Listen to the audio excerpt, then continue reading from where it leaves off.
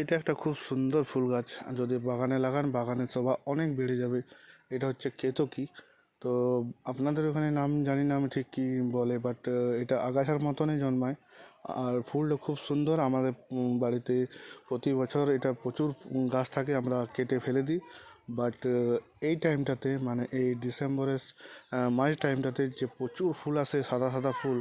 এবং এটা যদি তুলে নেওয়া হয় ফুলটা, তারপর এর থেকে একটা মিষ্টি রস বেরোয়, যেটা মধু। সত্যিই খেতেও ভালো লাগে। আমি ছোটোবেলায় অনেক খেয়েছি এবং এখনও পর্যন্ত খাই। তো সত্যি খুব সুন্দর। এবং এটার জন্য অবশ্যই আপনি একটা করে লাগাবেন গাছ। পরের বছর লাগানোর দরকার হবে না, আপনার হাতেই সেটা আপনিই হবে।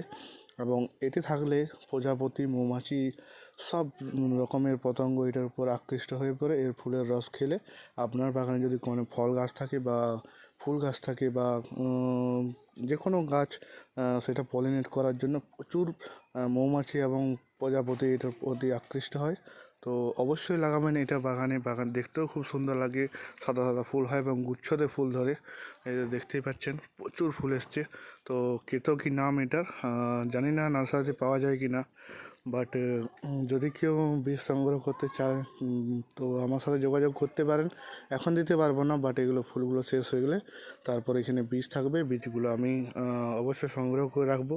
যদি নিতে চায় কেউ তো আমি অবশ্যই দেবো। এই যে এখানে একটা বীজ আশা করি হয়েছে। যদি দেখায় এরকম বীজগুলো হয়, তো এটা শুকিয়ে গেলে কালো কালো হয়ে যাবে। তো তারপর বীজগুলো মাটিতে পুঁতলে গাছ হয়ে যাবে। কিন্তু এখন হবে না, বর্ষাকালে গাছ হয়, বর্ষাকালে লাগাবার টাইম। বর্ষাকালে আপনি হাতেই বেরোয় এবং 12 মাস থাকে। 12 মাস কিন্তু ফুল দেয়, কিন্তু খুব কম দেয়। বাট এই টাইমটাতে প্রচুর ফুল হয়। তো দেখতেই পাচ্ছেন খুব সুন্দর একটা ফুল গাছ। তো আপনারা অবশ্যই বাড়িতে লাগাবেন।